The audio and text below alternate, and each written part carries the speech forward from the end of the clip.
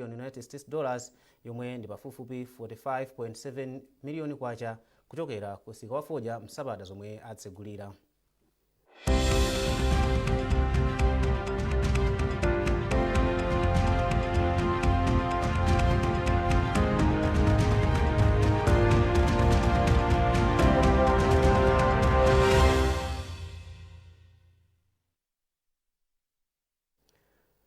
Nkhani yathu yoyamba, unduna owona ubale wa dziko lino ndi maiko ena wati matupi a Malawi omwe anafa pa ngozi ya basi yomwe inachitika mdziko la Zimbabwe akuyembekezeka kufika lero mdziko muno. Izi ndi malingana ndi uthenga umene undunawo watulutsa. Kalatayi yati matupiwa afikira ku bwalo la Kamuzu mu mzinda wa Blantyre posachedwapa komwe kukhale mwambo wa maliro asanatumizidwe maderawo kuti akayikidwe m'manda. Mlembi wamkulu wa ofesi ya mtsogoleri wa dziko lino ndi nduna Justin Saidi komanso akuluakulu ena aboma ndiwo atsogolere mwambo olandira malirowa. Sabata yapitayi basi yomwe inanyamula anthu kuchokera mdziko la South Africa inachita ngozi mdziko la Zimbabwe. Chiwerengero cha anthu omwe amangidwa pa mlandu okupha ndi kuvulaza anthu powaganizira kuti amasowesa ziwalo zobisika za ena chafika pa 45 maboma achikwawa ndi Msanje. Wachiwiri kwa mkulu wa polisi mdziko muno Noah Kaira wati boma ndilokhumudwa ndi mchitidwewu kamba kuti anthu onse omwe amafalitsa kuti ziwalo zawo zasowa ali nazo pomwe miyoyo ya anthu yachotsedwa. Rashida Matandika walemba ripoti ili. Pa anthu 45 omwe amangidwawa, awiri ndi amayi. Mwa anthuwa, anthu 18 ndomwe amafalitsa kuti ziwalo zawo zobisika zasowa kuyambitsa mchitidwe wa zipolowe ndi kuphedwa komanso kuvulazidwa kwa anthu, ndipo 27 ndomwe agwidwa pa mlandu wochita zipolowezi. Komabe wachiwiri kwa mkulu wa polisi mdziko muno Noah Kaira wati anthu onsewa ayankha milandu yokupha kapena kuvulaza anzawo. Onse amene agwidwa kumlandu wokupha munthu akayankha wokupha munthu. Awa amene anayambisa kuti zanga zasowa kuti uyaphedwe most likely tikapanga join komwe kufa chain of causation ikuyambira pandani pa iwo. Ngati munthu anavulala tikamcha just ndi mlandu wotani wovulaza munthu. Kuti uyu avulale kuti inu muvulale mwavulale fochonera kuti uyu analankhula kuti inu mwambera maliseche yake. Koma tinenetse pano aliyense onse mwaona kulopa maliseche yake aliko ndi size yake imene Mulungu anatani anampatsa. Ndipo ife tili konkuno mpaka na wina alisa kupanga izizi agwidwe ndipo mpaka na zitha. Bwana mkubwa wa boma la Chikwawa Franklin Kandawire wati zomwe zachitikazi ndizochititsa manyazi ndipo padakali pano mabungwe omwe si aboma mogwirizana ndi apolisi ayamba ntchito yophunzitsa anthu zakuyipa kwa mchitidwewu. Nditsimikizire mtundu wa Malawi kunena kuti tikuchita zonse zoyenerera kunena kuti tibweretse bata ndi mtendere mu makommunity mwathu. Ndikuyankhula pano kuyambira weekend takhala tikuyenda ndi chimkuza mawu pano ndikuyankhula pano nzathu ma CSOs ali ma hotspots mmene anthu aphedwa kuyankhula. Komanso nene kunena kuti lachitatu lino lomotsogozedwa ndi nduna athu Honorable Dr. Pen Phiri tikhala ndi msonkhano pa Nkabu Secondary School kumene tikuyitana anthu osiyanasiyana ma MP, makansala, mafumu kunena kuti tithe kuyankhulana ndi aliyense kummema kuti atengepo mbali kuti mchitidwe umene ukhale kuti tauthe. Wapampando wa bungwe la Malawi Human Rights Commission Chikondi Chijozi wati mchitidwewu wachitika kamba kaumbuli. Iwo ati munthu wina aliyense ali ndi ufulu okhala moyo ndi otetezedwa. Tikamakamba nkhani ya ufulu palibe munthu amene ali ndi ufulu otenga malamulo m'manja mwake. Olomuti apeza kuti munthu wokuba mwangwira akuba nyumba mwanu palibe munthu amene ndi ufulu otenga moyo wa munthu amene chifukwa kuti ndi apolisi malamulo even apolisi akanitenga munthu uja amampitisa ku court ngakhale ali ndi mfuti samamuombera pompa chapapita naye ku court fama zoti tili ndi malamulo munthu uja akamangidwe ngati ali olakwa. Anthu asanu ndi awiri ndomwe aphedwa chiyambireni mchitidwewu ndipo awiri apulumutsidwa. Rashida Matandika, MBC News, Chikwawa. Mfumu yaikulu ya Lomwe Paramount Kaduya yalangiza mfumu ya Ndodo Andrew yomwe imapezeka dera la Kachere mu mzinda wa Blantyre kuti ikhale mfumu yolimbikitsa umodzi ndi mtendere, ipewe ziphuphu ndi kutenga makamaka ndi katangale komanso kukhala yachitukuko. Mfumu yaikulu Kaduya imayankhula izi makamaka pamwambo okondwerera kukwezedwa kwa pampando kwa mfumu Andrew kukhala TA. Chisomo break wafika ndi zambiri mu ripoti ili. Mfumu yaikulu Andrew yomwe imapezekera dera la Kachere mu mzinda wa Blantyre akuti ndi mfumu yoyamba ya Chilomwe kufika pa udindo wa UTA yopezeka mu mzinda wa Blantyre. Mwambo wokondwerera kukwezedwa kwawo unakutidwa ndi magule achikhalidwe osiyanasiyana ochokera m'maboma osiyanasiyana monga Aphalombe, Mulanje komanso Mangochi. Poyankhula pa mwambowu, mfumu yayikulu ya alomwe mdziko muno Paramount Kaduya inalangiza mfumu Andrew kuti isataye chikhalidwe cha makolo, izilimbikitsa ntchito za chitukuko komanso kukonda anthu ake. Pamene aliso pano mfumu ya Ndodo imene so iziyang'anira magrupu, iziyang'anira mavileji komanso iziyang'anira anthu onse adera lino lati Ndodo. Uthenga unena kuti iyo pamene ali mfumu ndiye kuti atenga china chilichonse. Mfumu makhala anthu ambiri, ena oti mitu yawo yogwira, ena yosagwira, onse wazatenga ngati anawo. Komanso mfumu imakhala ya chitukuko, akuyenera kuti chitukuko chawo chizikhala pasogolo ngati mfumu. Kwambiriso mwina asakhale mfumu wa ziphuphu, chifukwa ziphuphu zimaononga udindo. Nkhani yayi kusemenda paso ndi olimbikisa maphunziro ana asikana kakhalenso anyamata otiyo ngati mfumu asalole ana ukwati wachepere, azitengapo gawo kulimbikisa maphunziro. Komanso ngati mfumu isatayeso chikhalidwe chawo, akuyenera kuti ana aphunzise chikhalidwe kuti makolo amatani, amadya chani nanga amapanga chani. Nde zonsezo ndi zimene timafotokozera afumu athu kuti azisunga. Kumwambo wa chikondwererowu kunafika adindo osiyanasiyana omwe ndikuphatikizapo nduna za boma ndi anthu odziwika bwino ku nkhani za malonda monga mpondamatiki Tom Mpinganjira. Ndipo mawu ake yomwe anakhalapo wa pampando wa komiti yayikulu yoyendetsa ntchito za mlako wa alomwe a Joseph Mwanamveka analangizanso mfumu yatsopanoyi kuti izilimbikitsa mtendere pakati pa anthu ake ndi a mitundu ina. A Mwanamveka anati mumodzi muli mphamvu ndipo anthu ogwirizana amapititsa pasogolo ntchito za chitukuko. Mfumu Andrew yoyambirira inafika mu mzinda wa Blantyre mchaka cha 1895 ndipo pa nthawi imeneyo imachokera dera la Mulumbu mdziko la Mozambique. Chisomo Break, MBC, Blantyre.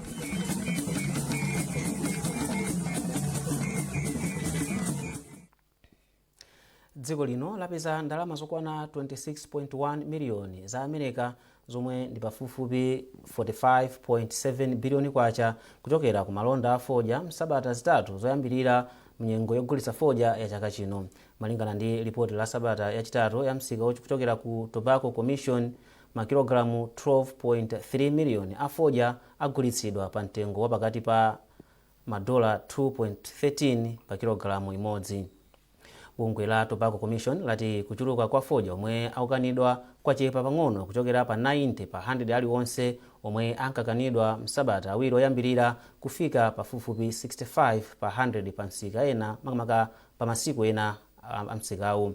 Bungwe la Tobacco makamaka George Mkandawire akulankhula ndi mneneri wa bungwe la Tobacco Commission a Teleforus Chigwenembe. Tikautenga msika wonse kuuyang'ana bwinobwino zinthu zikuyenda bwino ndithu. Ikakhala nkhani ya kukanidwa kwa fodya, kusagulidwa kwa fodya pa auction, ife pakali panopo tikutha kuona kuti zinthu zisintha ndithu, chifukwa tikayang'ana bwinobwino msabata ziwiri zoyambirira za malonda a fodya tidaona kuti fodya pakati pa 90 ndi 100% ku auction amakanidwa pa tsiku ku misika yosiyanasiyana.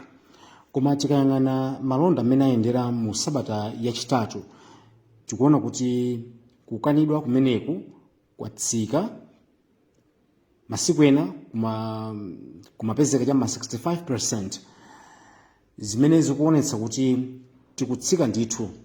Inde ngakhale kutsika kwake nkwakung'ono, ife tili ndi chiyembekezo kuti zimenezi zipitirira mpaka titsike ndithu kukafika kumusi kwenikweni kapenanso kukafika pa zero, zimenezi zakhale zikutanthauza kuti fodya yense amene ali ku auction akugulidwa.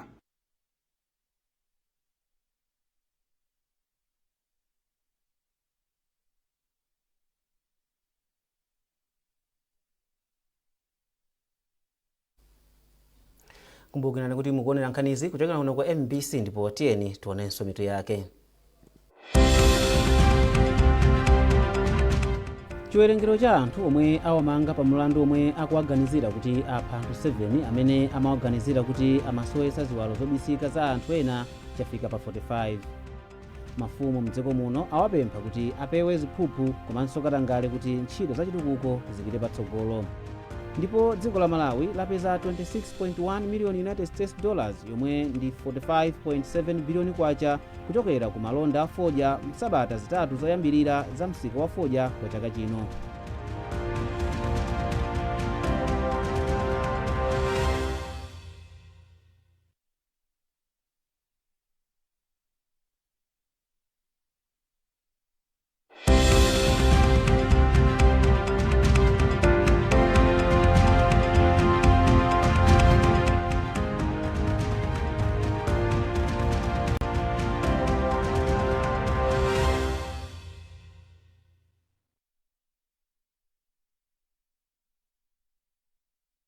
Ntaje mukumbukira kuti timu itapita kamenya mpira ku Jalo. Bullets versus Chango. Titaluza mwa penalty. Analengeza chinapita pindani akumenya Bullets. Kuti apa napo bata yatha. Andi mwakanthawi kochepa komiti ya malinda chinyama. Achina Higa Kandawire anagwira ntchito yayikulu yonena kuti chinthu chicha chinapita kuti chasita. Mukhoza kukumbukiranso ene ku stadium kuja kunali anthu ena amene amabwera nthawi ya game. Kungopempha basi mabwana. Konda atasiya kuti ayi nenda zisiya anena kuti singazisiya.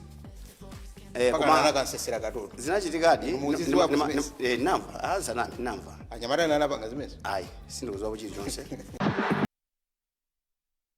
Ntaje mukumbukira kuti timu itapita kamenya mpira ku Jalo. Bullets versus Chango. Titaluza mwa penalty. Analengeza chinapita pindani akumenya Bullets. Kuti apa napo bata yatha. Andi mwakanthawi kochepa komiti ya malinda chinyama. Achina Higa Kandawire anagwira ntchito yayikulu yonena kuti chinthu chicha chinapita kuti chasita. Mukhoza kukumbukiranso ene ku stadium kuja kunali anthu ena amene amabwera nthawi ya game. Kungopempha basi mabwana. Konda atasiya kuti ayi nenda zisiya anena kuti singazisiya. Kuma kansesera katolo zinachitikadi namba azana namba anyamata nana panga zimezi ayi sindikuziwa kuti chonse.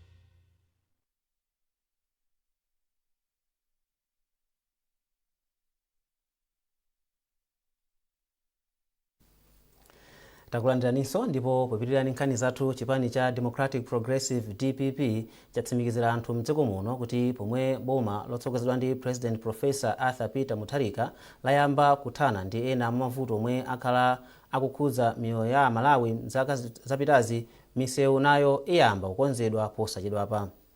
Governor wa chipani chigawo chakumpoto a Christopher Nzomera Ngwira yemwenso ndi mulangizi wa mtsogoleri wa dziko lino pa nkhani za ku nyumba ya malamulo oyankhula izi atakumana ndi mamembala ena achipanichi ku Mpelembe mboma la Mzimba. Musase Cheyo walimba ripoti ili. Malingana ndi gavanala wa chipani cha DPP mchigawo chakumpoto a Christopher Nzomera Ngwira yemwenso ndi mulangizi wa mtsogoleri wa dziko pa nkhani za ku nyumba ya malamulo, utsogoleri omwe ulipo pano ndi odzipereka potukula miyoyo ya anthu pothana ndi mavuto omwe akukumana nawo. Angwira ati pomwe boma likulimbana ndi mavuto a njala, mafuta a galimoto komanso ndalama zakunja, misewu nayonso ikonzedwa. Misewu yambiri imene yaonongeka chifukwa cha mvula imene inagwa yambiri ikonzedwanso. President athu kutitsimikizira kuti apanga paliponse osati asankha mbali imodzi ayi, koma apanga paliponse chifukwa Malawi ochuluka adawavotera posiyana chipani kapena mtundu. Tikako mtima kwambiri kuti misewu yathu ikonzedwe, kuti anthu zitukuko zawo azitha kuziyendetsa bwinobwino chifukwa ngati tilibe misewu bwino zitukuko zimavuta kuti zikhazikike bwino. woona zokopa anthu ku DPP mgawochi a William Kaweche wati utsogoleri woganizira miyoyo ya anthu ukuchititsanso kuti chipanichi chizikhala champhamvu. wina aliyense panopa atha kuyenda atakhuta kumene akupitako. ndalama akazipeza munthu uli ndi njala ungapita ukasaka ndalama never, koma apita ndithu atakhuta ngati chimanga chilimo nyumba ndiwo tusiyivutatu zero chifukwa tinangophata mbala ja kumusiya kutenga ufa ukhale pachi ndi zimene zotakhonza fuwero nayenso pompano akhazikika. chipanichi chikukumana ndi adindo ammadera powalimbikitsa kuti azikhala olimbikira ntchito komanso ogwirizana kuti ntchito zachitukuko ziziyenda bwino m'madera mwawo. Musasecheyo, MBC Mzimba.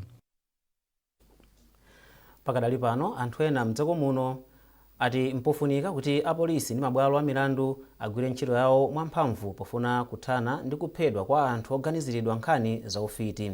Anthuwa anena izi kutsatira kuphedwa kwa anthu 7 omwe amawaganizira kuti asowetsa ziwalo zobisika za anzawo ku Msanje ndi Chikwawa. Pakadali pano mkulu wa bungwe la Center for Human Rights Education Advice and Assistance a Victor Muhango ati apolisi ndi mabwalo a milandu adzigwira msanga anthu opalamula milanduyi ndi kuwapatsa zilango zokwana kufuna kuthana ndi vutoli. Beatrice Mwape wadza ndi ripoti ili. Posachedwa apa maboma a Nsanje ndi Chikwawa adziwika mdziko muno pokupha anthu omwe akuganizira kuti akusowetsa ziwalo zobisika za anzawo. Chiyambireni nkhaniyi kufikira pano anthu 7 ndi omwe aphedwa powaganizira kuti akuchita izi. Izi zikuchitika pomwe mdziko muno muli lamulo lomwe limaletsa kutchula munthu kuti ndi mfiti, kunena kuti ali ndi mphamvu za ufiti komanso kuchotsa ufiti, ndipo lamuloli limatopezeka kuchita izi apereke chindapusa kapena amangidwe. MBC inafuna maganizo a anthu pa nkhaniyi ndipo a Angela Chiuye akukawale ati pakufunika kuti anthu alandire uthenga wa lamuloli kuti liyambe kugwira ntchito moteteza anthu omwe akuganiziridwa. Mona ngati boma litabwerezanso like civic educating people mmamidzimo adziwe ndithu kunena nzako kuti ndifiti ndi mlandu otukhoza kugwira nawo mpaka na ndende, koma panopa malamulo aja it's like sakugwiranso ntchito. Mungoona amene waphedwera mzibambo amene uja wa ku Nsanje zinthu zomvetsa chisoni kwambiri. Mukhoza onena kuti maliseche munthu asowa mwanjira yanji, anapita kuchipatala anenapo kuti chani, things like those ndezi kungofunika ndithu boma litsindike kunkhani ya malamulo mmamidzi anthu adziwe kuti ndi mlandu kunena nzako kuti ndi fiti. Nawo a Kenneth Justin aku area 43 ndi a Jonas Mbewe aku area 49 ati vuto ndiloti anthu sakuopanso lamuloli poti adindo sakuligwiritsa ntchito mokwanira. Komano vuto lalikulu ndionena kuti ziveke zona zotu fiti kulibe nkhani inachokera kuboma, ndipo kuboma litayankhula wina aliyense tauni yankhale kumuzi aliyense anaziwa, ndipo anamva ndi makutu ake kunena zonena kuti boma likapeza munthu akunena zoti uyu ndi fiti atani ameneyo amangidwe. Malamulo satani sagwira ntchito, akuyenera kuti malamulo abe kugwira ntchito apa pamene zinthu zikuonekera. Faka pa zikuonesa kuti munthu akuzoti akuzalankhula uyu wantenga maleseja zabele chipatala zonse sondola zinthu zichi mwachisekiro ndoti uyu akuntani akunamiza ndi ufulu somanta kunyama kwapita polisi kwapereka uthenga polisi ndibwa kusamtani kusamumanga amunamizira. Mkulu wa bungwe la Center for Human Rights Education Advice and Assistance a Victor Muhango ati nzomvetsa chisoni kuti pomwe dziko lapansi likutukuka amalawi ena adakaganizabe mobwerera m'mbuyo. Amhango ati mpofunika kukhwimitsa njira zopereka chitetezo kwa anthu kudzera ku polisi komanso mabwalo a milandu popereka zilango zokhwima kwa omwe akusonkhezera mchitidweyo. Nthawi zambiri zimavuto zonati anthu ngati amene akagwidwa pamatengabe nthawi asanapase chilango. Mwina make kwabwino kwambiri kunati anthu ngati amene akagwidwa azipasidwa chilango mwachangu ndicho chilango chake sichikhale chokhwima kwambiri, ndicho linga chonena kuti amene akuganiza zozapanga zinthu zimenezi mwina makasazapange. Zomvetsa chisoni kwambiri kuti nthawi imene zinthu zimayambikira ngati ku Nsanje anthu akuziwa kuti apolisi akusatira kufunafuna anthu amene apanga zimenezi, enanso kuchikwawa kukapanga akagwira amene agwirira amene khagwira 100 apite ku khoti mwachangu khoti likapanga ose kuti akakhale ku prison aleke nakakhale ku prison fanchitidwe amene. pakadali pano wachiwiri kwa mkulu wa polisi mdziko muno Anoyo Kaira ati apolisi amanga aliyense amene apezeka kufalitsa nkhani zabodzazi. Kufikira pano apolisi amanga anthu 43 omwe 16 mwa iwo akuyembekezeka kuyankha mlandu ofalitsa nkhani zabodza ndipo 27 akuyembekezeka kuyankha milandu yakupha. Beatrice Mwape, MBC Lilongwe. Kalaliki wa nduna za boma Marjorie Shema wati kuyika zinthu zoyenera zokwanira ku ntchito zaluso zosiyanasiyana kutha kuthandiza ntchito yokweza chuma cha dziko lino. Iwo anena izi mu mzinda wa Lilongwe pa mathero a mpikisano wa zaluso a ophunzira a msukulu za sekondari a 2026 Standard Bank Association of Teaching English in Malawi ATEM. Mwayintu modzi wadzani zambiri mu ripoti ili. Mutu wa chaka chino wa mpikisano wa zisuzo za ophunzira msukulu za sekondari wa Standard Bank Association of Teaching English in Malawi ATEM unali oti amayi pa chiwongolero pokweza chuma cha dziko lino potsatira masomphenya a Malawi 2063. Polingalira za ichi, kalaliki wa nduna za boma Marjorie Shema yemwe anali mlendo olemekeza pambuyo anati mutu kugwirizana masomphenya a chitukuko cha dziko la Malawi.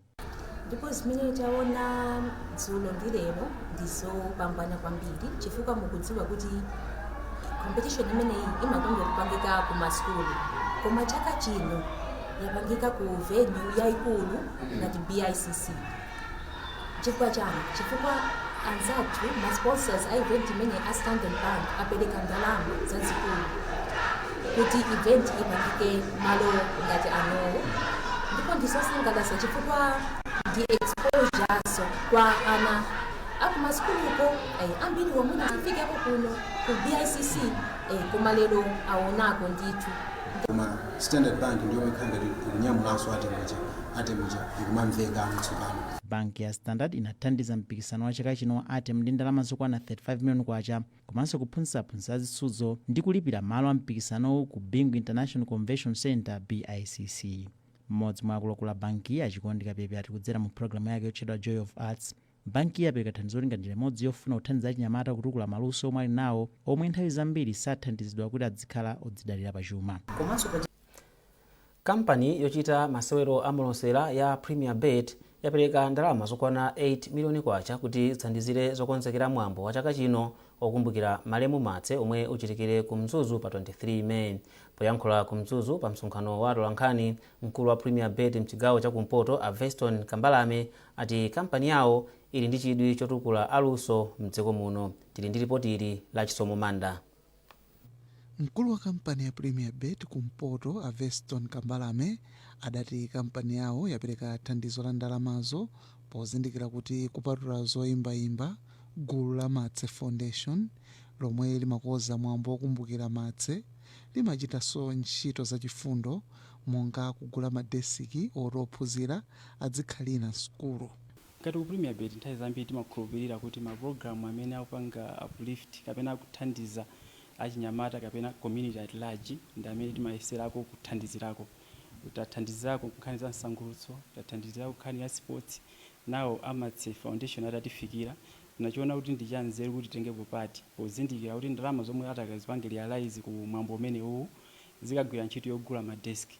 So ife tufuna tikhale amodzi othandizira nawo kuti lingaliro lomwe Matse ali nawo likwaniritsidwe. Mmodzi momwe akukoza phwando la mayimbidwewo Anolini Chimaliro adati ndalama zomwe akazipeze ku mwambo wa mayimbidwewo athandizira sukulu zina kupeza.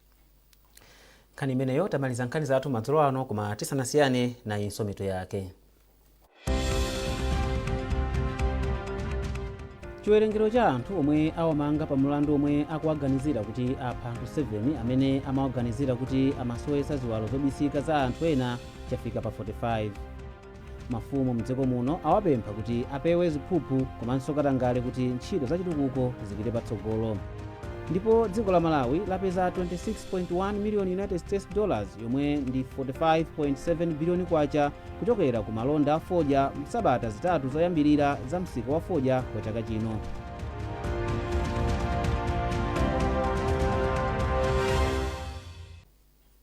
Kumbukirani kuti mutha kupeza nkhanizi komanso zina zambiri popita pa mbc.mw kapena mbc digital pa Facebook, Instagram komanso X. Mwanali ndine Amin Musa ndi nzangayo Tawson Kamalata, tikufunirani usiku wopambana.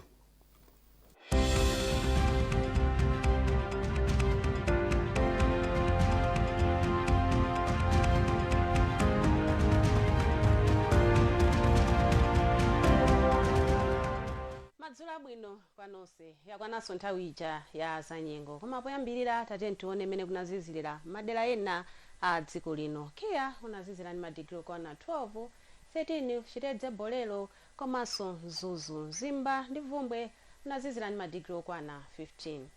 Tiyembekezere nyengo ya mitambo yapatali madera ochepa kwambiri a dziko lino, ndipo nyengo yozizira kuyembekezereka koma madera ena ochepa yofunda madera ambiri. Izi zili chonchi kamba kamphepo zomwe zikuomba mochokera kumvuma kufika mu dziko lathu lino. Usiku uno tiyembekezere nyengo yopanda mitambo madera ambiri a dziko lino, ndipo mmawa kuzafundirapo madera ambiri. Kunzuzu zazizira ndi madigiri okwana 16, kulilongwe 15, Blantyre kuzafunda ndi madigiri okwana 18, kuKwangabu kuzafunda ndi madigiri okwana 22. Ndipo mmawa mwewo tiyembekezere nyengo yopanda mitambo madera ambiri a dziko lino, koma masana kudzatentha madera ambiri. Kunzuzu kuzatentha ndi madigiri okwana 26, kulilongwe 28, ku Blantyre 29, pomwe Kwangabu kuzatentherapo ndithu ndi madigiri okwana 35. Masana omwewo tiyembekezere nyengo ya mphepo nthawi zina koma yopanda mitambo makamaka chigawo chakumwera. Machigawo chapakati ndi kumpoto tiyembekezere nyengo ya mitambo yapatali madera ochepa. Ndipo mkucha lachitatu tiyembekezere nyengo ya dzuwa madera ambiri a dziko lino koma yotentheraponso ndithu madera ena. Zikomo poonera za nyengo munali ndi ine Charity Mapondo. Khalani ozindikira, dziwani za nyengo. Awa ndi alimi awiri a tomato omwe minda yawo ndiyo yandikana. Alimiwa nthawi zonse amagwira ntchito zawo mwa mpikisano. Lero mpikisano wakula ndi wamthirira pamene wina amagwiritsa ntchito utekeni imodzi, mlimi wina anatulutsa mautekeni awiri zomwe zinatutumutsa mzakeyo ndipo sakanachitira mwina koma kukatulutsa diesel pump kuti amuwalire mlimi mzakeyo popumpa madzi ochuluka. Komatu Bruno Salota chifukwa injini yake atafika nayo pamundapo inakanitsitsa kwa mtu wagalu kulira kuyesa umu ndi umu.